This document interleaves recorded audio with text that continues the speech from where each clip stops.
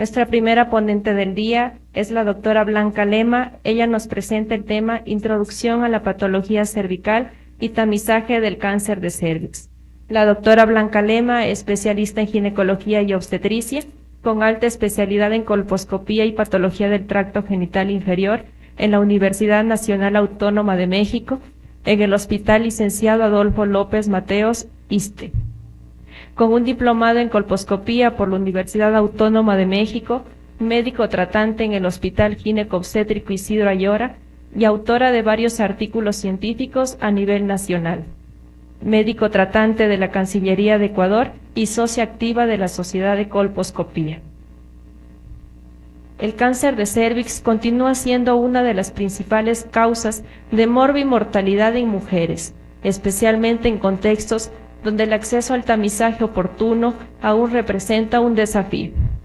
Fortalecer las estrategias de prevención, detección precoz y educación en salud constituye un pilar fundamental para transformar esta realidad, en concordancia con las políticas públicas y el compromiso institucional con la salud de la mujer.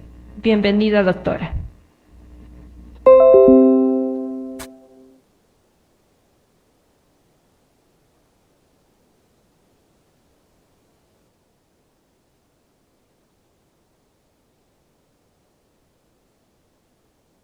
Buenos días con todos. Es un gusto estar aquí al frente para compartir experiencias y conocimiento en un tema muy importante para todos nosotros que hacemos, sobre todo, salud.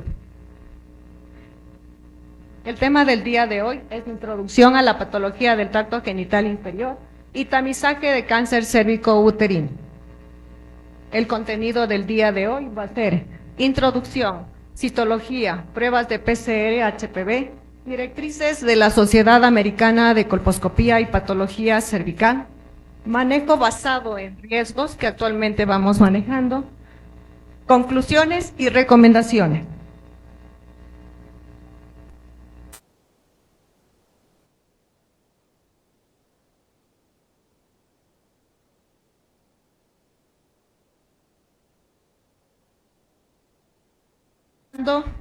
Que la patología del tracto genital inferior se refiere básicamente a lesiones benignas, premalignas y malignas, no solo del cervix, también de vagina y de vulva. Todos conocemos que el cáncer cérvico-uterino es un problema mundial, pero también tenemos cáncer a nivel de vulva en un porcentaje de 5 al 10%. De vagina es menos frecuente, tenemos alrededor de menos del 1%. El cáncer de cuello uterino es una enfermedad 100% prevenible y curable, producido por la infección del virus del HPV, conocido estos los más comunes y los más frecuentes, el 16 y el 18, que constituye el 70% de las causas. Transmitida, esta normalmente por la vía sexual. Constituye, sí, mejor.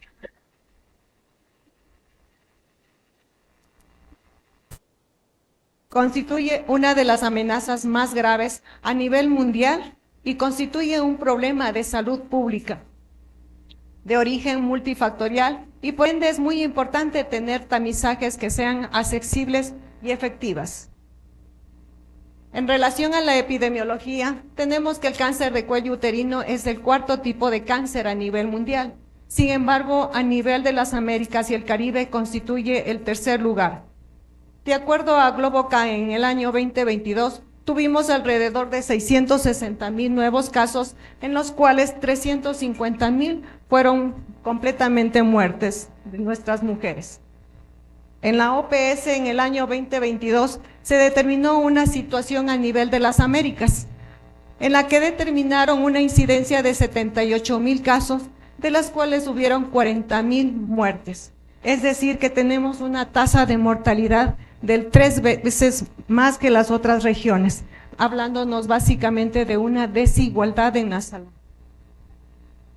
¿Qué pasa en América Latina?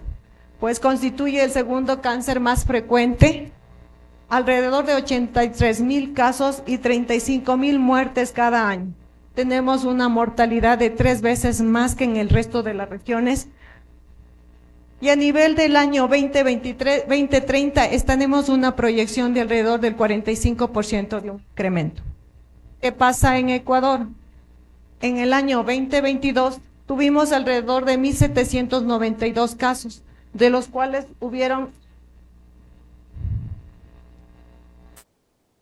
tuvimos 939 muertes, es decir, tenemos una mortalidad mayor del 52%, teniendo una incidencia de 16 muertes por cada 100.000 mujeres.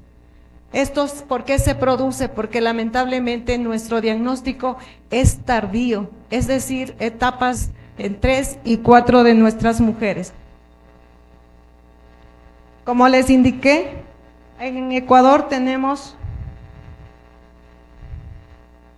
la segunda causa a nivel de las mujeres y a nivel de hombres y mujeres constituye la quinta causa.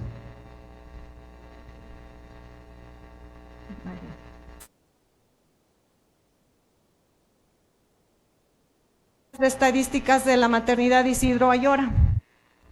En el servicio de ginecología tuvimos alrededor de 19.842 casos, atenciones, de las cuales 43% constituyeron primeras consultas, es decir, 8.499, 57% fueron consultas subsecuentes, es decir, 11.343. De estas primeras consultas, el 18%, es decir, 1.542, fueron patologías del tracto genital inferior. En relación a displasias, a NIC3 tuvimos alrededor de 203 pacientes, de las cuales el 56% fueron sometidas a CONOLED, mientras que 44% fueron sometidas unas a histerectomías y otras fueron perdidas en el lapso de las consultas. Dentro de las patologías del tracto genital inferior, la que encontramos con mayor frecuencia en el diagnóstico es el virus del HPV, con 582 casos. 318 displasias, de estas severas, 422 las leves. Además tuvimos también diagnósticos de tumores del exocervix, 156, tumores del endocervix tuvimos 35, tuvimos displasias vaginales y además tuvimos casos de tumor malignos de vagina y tumor malignos de vulva. Sin embargo, hay un subregistro debido a que pacientes con diagnósticos de cáncer de vagina o vulva no regresaron más, probablemente porque fallecieron en el transcurso de este tiempo. Dentro de los exámenes de tamizaje que realizamos en nuestra institución tenemos las citologías, en las cuales fueron en el año 2025 realizadas 2.204, de las cuales el 18%, es decir, 400, fueron positivas para lesiones. De estas tenemos que 244 fueron para ASCUS, lesión de bajo grado 59, AGUS 51, lesión de alto grado 33, cáncer invasor 10 y adenocarcinomas 3. Otro de los exámenes que estamos realizando en nuestra institución son las pruebas de PCR del virus del HPV, de las cuales tuvimos 2.323, de estas el 23% fueron positivas o detectadas. ¿Qué significa esto? Que tuvimos 381 resultados de HPV para otros de alto riesgo, 120 para el virus del HPV 16 y 35 para el 18. De tal manera vemos que la incidencia es alta.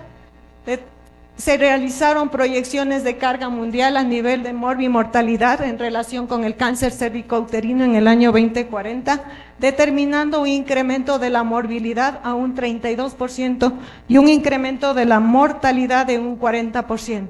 Esto se va a producir básicamente en mujeres de países de ingresos bajos y medianos, por falta de un programa oportuno de detección. Igualmente se determinó una asamblea mundial en el año 2020, en el cual incrementaron sus énfasis en procesos de inmunización y en la detección de cáncer de cuello uterino, determinando de esta manera que se hablara de los objetivos del 2030 para la eliminación del cáncer de cuello uterino. Estas son las metas 90, 70, 90 para el año 2030. ¿En qué consiste estas? El 90% de las niñas menores de 15 años deben estar completamente vacunadas contra el virus del HPV. El 70% de las mujeres deben estar tamizadas utilizando un test de alto rendimiento a la edad de 35 y otra a la de los 45 años de edad. Y un 90% de las mujeres infectadas que sean diagnosticadas con lesiones premalignas y malignas deben estar ya en un tratamiento oportuno y un seguimiento continuo. Vamos a tener muchos factores de riesgo en el cáncer cérvico-uterino, como son inicio de vida sexual temprana, número de parejas sexuales. Está determinado que más de 2 parejas sexuales, la exposición al virus del HPV es mayor, el tabaquismo, infecciones de transmisión sexual, raza negra, uso disminuido de preservativos, la inmunosupresión de nuestras pacientes, multiparidad, factores genéticos y además, sobre todo, la exposición al virus del HPV, oncogénicos, los más 16 y 18. Sin embargo, tenemos otros oncogenes, ¿no? 31, 33, 35, 39. Tenemos también el virus del HPV de bajo riesgo, que es el 6 del 11, pero este no produce cáncer, únicamente se expresan como las verrugas genitales que todos conocemos. De tal manera que el virus del HPV es un virus de ADN doble cadena, más de 200 cepas al momento tenemos, de estas 40 van a afectar el tracto genital femenino y 17 genotipos son responsables del 99% de cáncer de cuello uterino. Los síntomas del cáncer lamentablemente son muy tardíos, ¿sí? Dentro de estos tenemos la sinusorragia o el sangrado vaginal anormal, que es comúnmente la etapa más tardía que viene en nuestras pacientes. Esto es para indicar básicamente que el cáncer de cervix uterino se produce en una zona muy específica denominada zona de transformación, que es la unión en donde encontramos el epitelio glandular y el epitelio escamoso del exocervix. Por ello es muy importante esta área para el médico colposcopista a través de las soluciones como es el ácido acético para determinar lo que es la reacción acetopositivas. ¿Cuáles son los objetivos del tamizaje? Reducción de la morbimortalidad del cáncer cervicuterino, identificación y tratamiento de todos los verdaderos precursores de cáncer, es decir, las lesiones de alto grado, NIG1, NIG2 y NIG3. ¿Qué pruebas utilizamos? Ya les indiqué anteriormente, las pruebas utilizadas es la citología. La citología es un examen pilar que se ha utilizado desde el año 1920, introducido por George Papanicolaou. Pues este examen tiene una sensibilidad de un 55% y de un 98% de especificidad. Sin embargo, en países desarrollados este es un programa muy exitoso por el grado de expertise que tiene. Es decir, sabemos que este es un examen operador dependiente que va a depender de la persona que le toma el Papanicolaou y la persona que le va a hacer la lectura. Sin embargo, en nuestros países, debido a una baja expertise y debido a una falta de médicos patólogos en nuestra región, se determina que tenemos una sensibilidad y una especificidad muy baja, que llega del 11 hasta el 14%. Por ello, es importante pues que determinemos que lamentablemente el Papanicolaou es menos confiable, menos rentable e impráctico. Y además de todos los Papanicolaos que se realiza, solo vamos a encontrar alrededor del 0.5% de lesiones premalignas, es decir, lesiones de alto grado. La citología, que hablamos de una citología convencional o una citología líquida, no hay diferencia específica, sino únicamente en el tipo de toma. Sin embargo, en la líquida se determina menos contaminación. La clasificación, como todos conocemos, la clasificación del Papanicolaou está determinado por el sistema Bethesda. Sin embargo, también tenemos otra clasificación, la de Richard, que es la que utilizamos los médicos colposcopistas, y actualmente tenemos la nomenclatura LAS, en la que le va a dividir las lesiones en lesión de bajo grado o en lesiones de alto grado. Y como vamos viendo, las lesiones premalignas, NIG1, NIG2 y NIG3, van a un tratamiento que es el CONOLEV.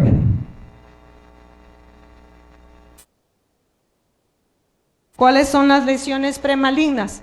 Lesiones de bajo grado, lesión intraepitelial de alto grado, ASPUS, ASHAI o atipias de células glandulares.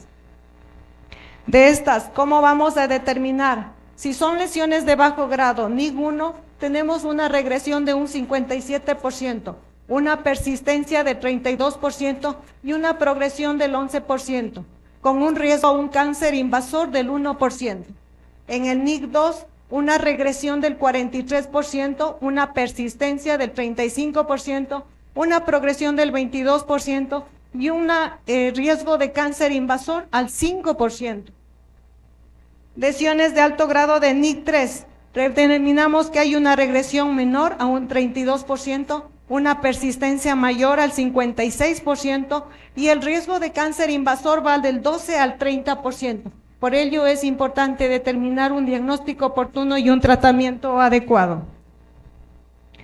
Tenemos las pruebas de PCR del virus del HPV. Como todos sabemos, este es un método de laboratorio no operador dependiente, ¿sí? Sirve para detectar un pedazo de ADN o ARN de cualquier patógeno y este se amplifica muy fácilmente. De tal manera que vamos a tener dos tipos de pruebas de ADN, pruebas de PCR, el de ADN y el de ARN. El de ADN que fue muy utilizado inicialmente con el de captura de híbridos, en donde se realizaron todos los estudios metacéntricos anteriores. Actualmente contamos en nuestra institución con las pruebas de PCR de COVAX. Tenemos las pruebas de ARN, que es de proteínas E6, E7, es decir, esta nos indica que haya una infección actual. Uno de estos exámenes es la áptima de HPV. En nuestro medio no contamos con esta. Estas son ejemplos de las pruebas de COVAX, ¿sí? En los laboratorios más famosos de Quito, y esta es de México. Sin embargo, tenemos en Ecuador otras pruebas que se llaman BD on Clarity. Este es un examen de genotipificación extendida, es decir, que los otros de alto riesgo van a dividirnos en 31, 45, pool 1, pool 2, pool 3. Esto es muy importante, sobre todo para monitorizaciones de las mujeres que tienen lesiones premalignas y de las lesiones malignas. Es decir, esto es un examen que sobre todo manejan a nivel de Solca. La suma de las dos pruebas, ¿no? La citología, el HPV, pero si unimos estas dos pruebas tenemos un cotest que van a determinar una sensibilidad de un 98% y una especificidad de un 92 hasta el 99%. Por ello es muy importante sumar estas dos pruebas, y si no la tenemos, cada una tiene su grado de especificidad. ¿Cuándo empezamos y cuándo terminamos el tamizaje? De acuerdo a la Sociedad Americana de Cáncer y a la Sociedad Americana de Colposcopía y Patología Cervical, se inicia a los 25 años y vamos a terminar a los 25 años, siempre y cuando obtengamos dos pruebas de HPV negativo, COTES negativos o 3 citologías que sean negativas en los últimos 10 años. En nuestra red integral de salud se inicia a los 21 y termina a los 65 años. Vamos a hablar sobre todo de estas guías de la Sociedad Americana de Colposcopía y Patología Cervical, que fue realizada en los años, fueron publicadas en el 2019, en el 2026 está cerca ya de publicar las últimas algoritmos. Estas son directrices que se basan en las pruebas de HPV. Fue un estudio realizado en California del Norte desde el año 2013 al 2017. Se reclutaron alrededor de 1.546.000 mujeres. Realizaron pruebas de HPV y citologías cada 3 años y los resultados fueron determinados con el sistema Bethesda y las pruebas de HPV que fueron positivas o negativas.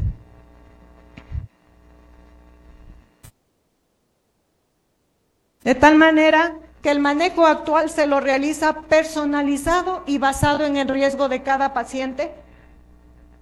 ¿Basado en qué resultados? Los resultados actuales de la paciente, si es sometida a citología, biopsias, PCRs, sin antecedentes, con antecedentes y antecedentes desconocidos.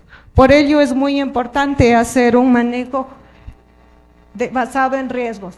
La decisión está definida, como les dije, antecedentes y todos los resultados, de tal manera que va el principio de igual gestión para riesgos iguales. Esto aplica a todas las mujeres que tienen cuello uterino, a hombres y mujeres transgénero que tengan cuello uterino, a mujeres que tengan histerectomía supracervical o histerectomías con diagnósticos previos de HSIL o adenocarcinoma. Se utiliza estas guías según el umbral de acción. ¿Qué significa? El riesgo de desarrollar un más NIC3 en las mujeres. De tal manera que el manejo se lo realiza con este algoritmo. De hecho, tenemos una calculadora que se puede calcular de acuerdo, igualito en donde meten todos los resultados de una paciente y nos van a determinar si tengo un riesgo inmediato de más NIC3. Si sale más del 4%, voy a determinar que esta paciente tiene un riesgo de más NIC3 y voy a escoger. Si tiene un riesgo de 60 al 100%, es tratamiento inmediato. Si es del 25 al 59%, va un tratamiento o colposcopía, y si es un riesgo del 4 al 24%, una colposcopía. Si el riesgo inmediato no tengo, es menos del 4%, vamos a determinar lo que es el retorno en 1 año, en 3 años o en 5 años. Esto es igualmente de acuerdo a los riesgos, los resultados del Papa Nicolau, ASHAI, Agus, HSIL, tratamiento inmediato. Esto es resultados de HPV detectable con alteraciones en el Papa Nicolau, tratamiento colposcopía. Igualmente, si tengo HPV no detectado y Papa Nicolau alterado, va inmediatamente a seguimiento. Recordar que HPV 16, 18 y otros detectados va a colposcopía con una citología refleja. Si tiene detectado 16 y 18 con un Papa Nicolau, así sea negativo o de bajo riesgo, va a colposcopía y un tratamiento acelerado si yo tengo un HPV 16 detectado más un HSIL en citología. Esto es en relación a todos los otros HPV con ciertos riesgos. De tal manera que si yo tengo un paciente con HPV 18, 16 detectado, así el Papa Nicolau sea negativo, tengo un riesgo de cáncer de 0.2 y el 1%. Por ende, estas pacientes entran directamente a colposcopía. Esto es un ejemplo de manejo de ASCUS frente a HPV detectado. ¿Qué pasa en las pacientes que tienen resultados de NIC2? Estas deben ser tratadas en toda mujer mayor de 25 años. Si son menores de 25 años, tengo que tener una vigilancia estricta, ¿sí? No es un inmediato. ¿Por qué? Porque tengo una zona de transformación visible, porque tienen una regresión del 50% las mujeres menores de 25. Si son mayores, el tratamiento es inmediato. ¿Qué pasa con las mujeres con NIC3? Tratamiento con OLEV, ¿sí? La observación es inaceptable, excepto en las mujeres embarazadas. ¿Qué pasa en las embarazadas? Solo entro a realizar biopsia o con OLEV frente a una sospecha de cáncer invasor. Si tengo NIC2 o NIC3, entra en observación y llamo en 4 semanas postparto. Si estoy frente a un adenocarcinoma, entro a referir obviamente al ginecólogo oncólogo para que el tratamiento sea embarazo más histerectomía. Esto en relación al adenocarcinoma, algoritmos en donde la histerectomía es preferida. Sí, pero si tengo mujeres menores de 25 años y desean fertilidad, el tratamiento es un con OLEV y luego un seguimiento continuo cada 6 meses por 3 años hasta que finalmente tenga su concepción o terminemos en una histerectomía. ¿Qué pasa con las pacientes histerectomizadas? Sobre todo en nuestro medio.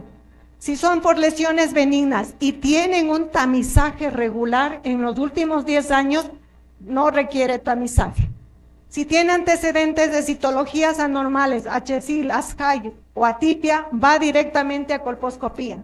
Con 3 pruebas anuales de HPV que no son detectadas, va luego a una de cada 3 años durante 25 años de nuestras pacientes. ¿Qué pasa con las pacientes con inmunosupresión, es decir, VIH, lupus?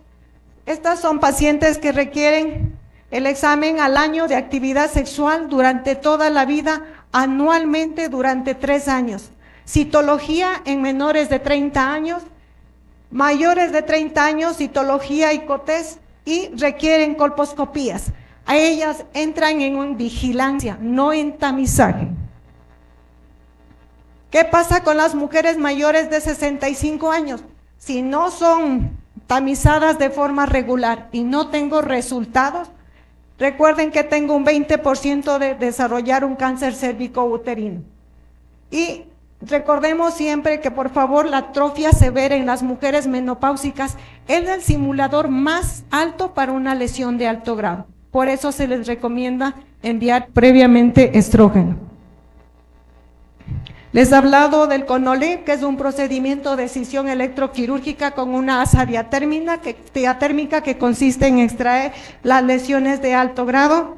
Esta es una paciente de 28 años con una lesión de alto grado y este es el resultado post-cono. Revisar siempre, después de un cono, el resultado histopatológico, realizar un control de colposcopía, y la monitorización se debe realizar con el virus de HPV.